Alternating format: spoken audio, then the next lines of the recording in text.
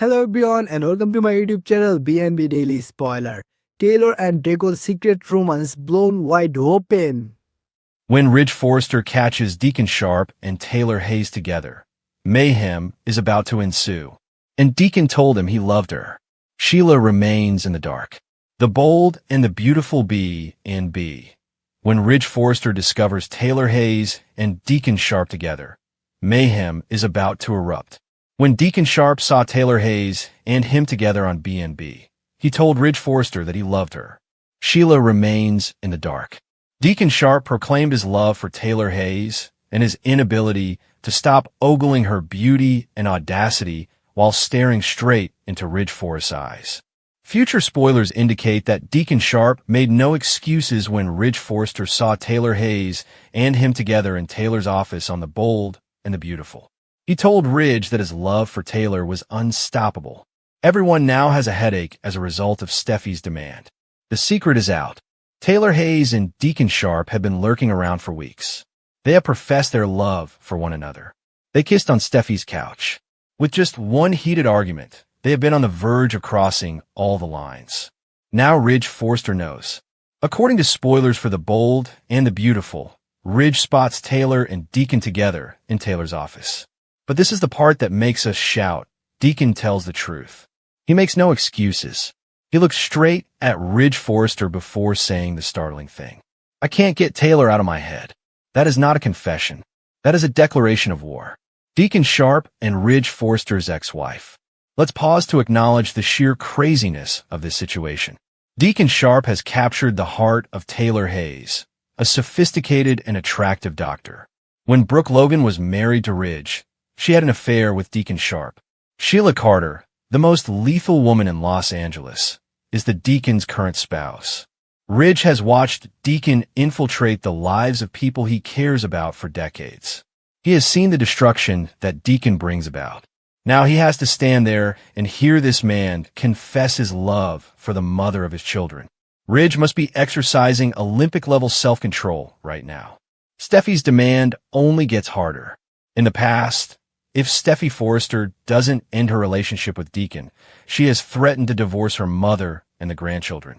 Taylor has been haunted by this impossible choice for days. But now Ridge knows. In addition, Ridge has a reputation for being untrustworthy, especially when it comes to his ex-wife and a man he despises.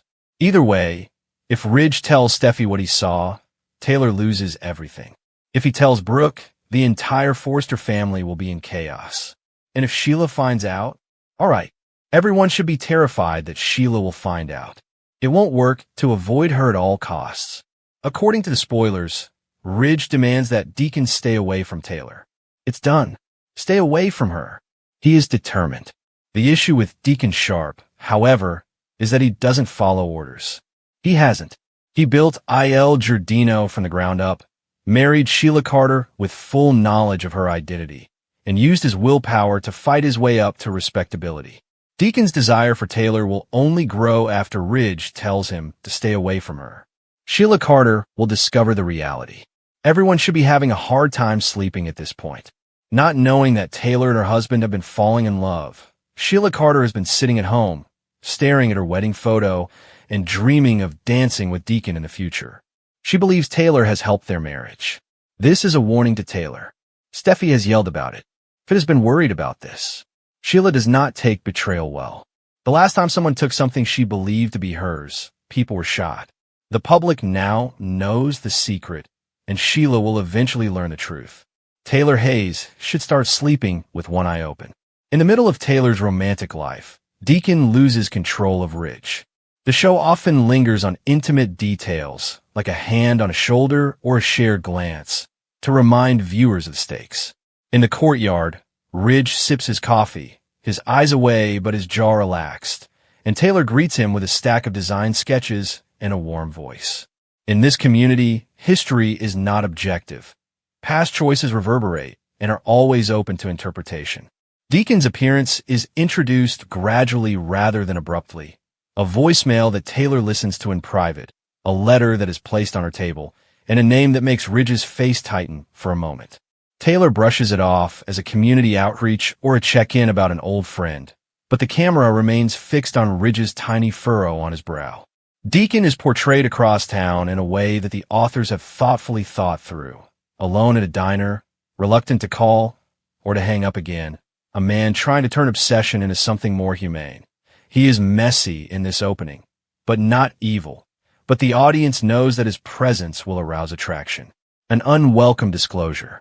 The first explosive moment takes place at a Forrester board lunch, where business chit-chat masks the real subject, when Brooke texts Ridge in a mysterious way, saying, "We need to talk."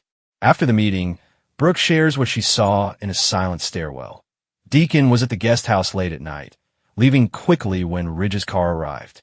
Ridge's face hardens, and he asks Taylor, "What's going on here?" The spectator feels both possessive and anxious as Ridge's response serves as the anchor line. "If there's anything between you and Deacon, it stops now." Ridge doesn't want to lose Taylor, but he also worries about how secrets undermine trust. Uncomfortable, Taylor finds himself in a familiar position, honest yet defensive. She admits that she has been meeting Deacon, but she says that their goal is to resolve a problem involving a common acquaintance or family member rather than for amorous purposes.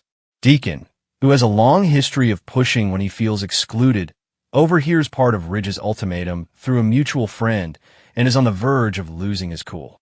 A public spark, jealousy, accusation, and denial. The triangle becomes visible to the entire audience at a charity launch where Ridge is scheduled to give a keynote address. The room hums as Deacon arrives, calm but unexpected, and Ridge, in the front row, hears him say, "We need to finish what we started," as he approaches Taylor in front of the donors and says, "Stay away from her," in a quiet but firm voice. The public theater of the confrontation forces each character to make a choice. Ridge decides to be the public protector. Deacon decides to be prominent and vocal instead of being pushed into the background, and Taylor must decide how to respond when everyone is looking. Later in the episode, a photographer takes a picture of the event, which will be shared on gossip websites with a headline that raises more questions than it answers. Deacon takes a step forward, his face changed from one of hurt to one of defiance. Although Taylor is sincere, her denial is not complete. Despite her assurances to Ridge that there is nothing romantic, there is something unresolved in her eyes. The writers remind viewers that decisions aren't made in a vacuum by referencing the long-standing and identifiable internal chemistry between Ridge and Taylor. Deacon's unraveling begins. Deacon's reaction to being pushed away is a slow loss of control rather than overt aggression, as he starts making rash phone calls, showing up at Taylor's favorite cafe without warning, and leaving behind small, heartfelt items that suggest a continuous emotional state. His actions are a masterclass in escalation, going from lovely to invasive, from loving to possessive. In a sequence that is as much about power as it is about suffering, Ridge alternates between a cool calm and a furious rage. He confronts Deacon at a publicist's brunch, pointing out the consequences. Any controversy involving Taylor may have terrible effects, and Forrester's clientele are sensitive to scandal. "You're not just playing with emotions," he warns Deacon, to which Deacon responds that he is fighting for something real and that the love is vital, long overdue, and worth upsetting. The show emphasizes the moral ambiguity. Taylor is neither innocent nor traitorous. She is silently afraid at home, understands Deacon better than Ridge does at times, and remembers the bitter comfort of knowing someone like Deacon. Old injuries resurface. The flashbacks provide context. Deacon's memories are of loyalty and wounds, while Ridge's are of betrayal and reconstruction. Both Taylor and Deacon recall the time Deacon saved her during a chaotic, terrible period, and they both find comfort in that memory. Previous sequences are interwoven to remind viewers why this triangle seems inevitable. The scene with the therapist is typical of soap operas, an intimate setting where painful truths are revealed. Ridge admits bitterness, while Taylor admits feelings of loneliness. Deacon leaves an uninvited note indicating that he is leaving, but the note, which was supposed to be a conclusion, hits like a match, and Ridge demands that Taylor stop communicating with Deacon. He's serious. Ridge arranges couples therapy in an attempt to stabilize their home life. When Deacon reads the note again, he finds the resolution he was looking for, an ember. The Deacon loses the script. As Deacon stops pacing, the show switches to an acting tone. He shows up at Forrester Creations posing as though he is delivering an invoice or a donation. But his real goal is to spend some time with Taylor. The argument gets heated until Ridge stops him in a glass-walled hallway. "I love her, Ridge," Deacon says, his voice breaking. "Then stop putting her in impossible positions." The exchange is both private and public, with glass walls, cameras, and staff members observing as personal injuries are exposed in the workplace. "I always have," replies Ridge. In addition to the leak, Ridge is furious that someone used Taylor's private affairs as a publicity stunt. The pivotal moment is when Deacon takes a reckless step because he feels cornered and gives a tabloid a number of texts that imply a rekindling, which are excerpts from discussions. The files are meant to provoke rather than to provide the full truth, and there is an immediate media frenzy. Clients call, Forrester's stock drops, and the board demands an explanation. The authors make it clear that Deacon's desperation has won out over caution. When Taylor confronts Deacon, he gives a dishonest explanation, saying he did it to force honesty. Families come together and break up. Sheila responds opportunistically and with delight to the news. Quinn sees business instability to exploit. Steffi organizes to defend the company. Finn tries to mediate and insists on tempers being cooled, and Brooke demands damage management. Deacon is now a public issue rather than just an ex. Ridge, who is outspoken and injured, takes a firm stand. Cut off relationships, prioritize the family's reputation, and possibly take legal action. His question to Taylor becomes a moral conundrum. Choose between choosing the family and the brand and keeping Deacon in a close-knit group. Taylor is torn. She wants stability and the truth.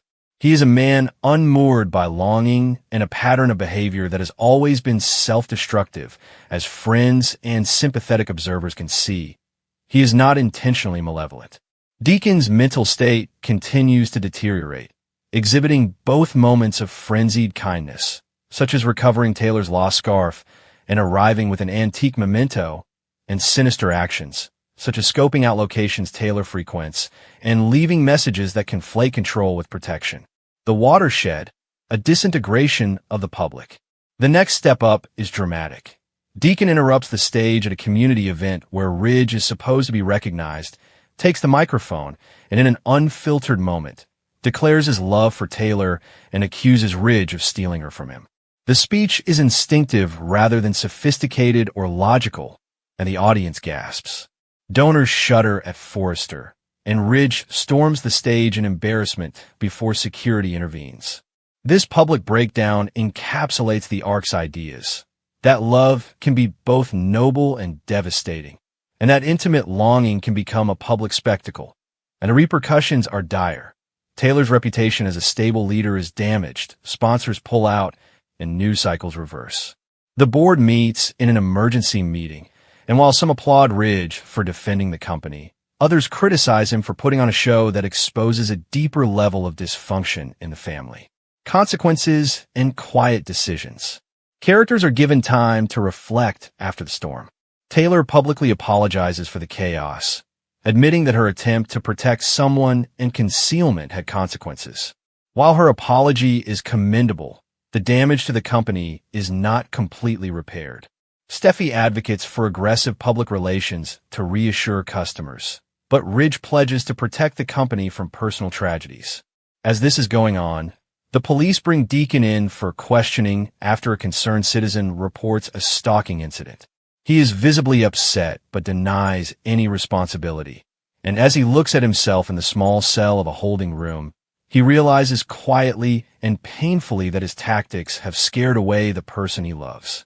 He sees the caricature he has become, the man who breaks to prove himself. Ridge, for his part, is forced to enter a moral center. He is reluctant to portray Taylor as a villain because he understands her complexity, but he cannot watch as his legacy and the business are destroyed. He finds it difficult to reconcile his obligation to Forrester, his love for Taylor, and his anger toward Deacon. Redemptive efforts and new rifts.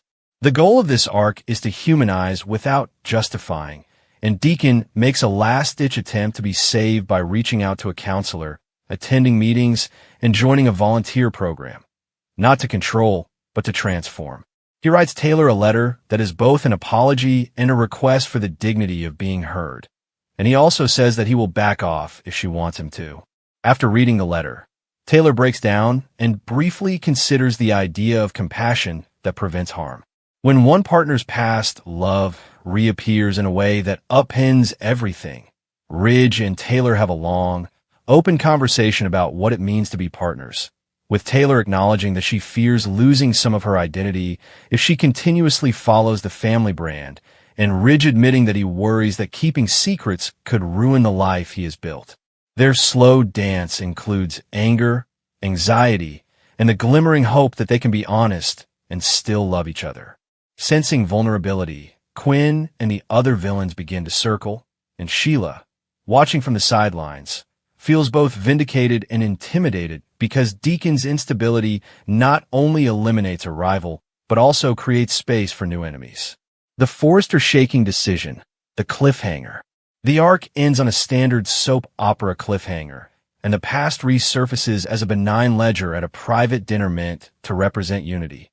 Ridge, Taylor, and Deacon at the same table as an attempt at reconciliation. When someone, a co-worker with leveraged or retaliatory intent, slips an old bank statement into Ridge's hands. The information shows a transfer that Taylor authorized months earlier, with a designation that seems to be incriminating. Ridge reads the line, then looks up and says, "What is this, Taylor?" Taylor's expression, one of vulnerability, embarrassment, and a moment of resistance, is captured on camera. Deacon clenches his fist as he watches, as if the ledger will decide whether his love was for nothing or if the company must pay for secrets. In the final image, Ridge physically and figuratively sits between them, trying to keep two opposing forces apart. "We need the truth now," Ridge murmurs as the screen goes blank.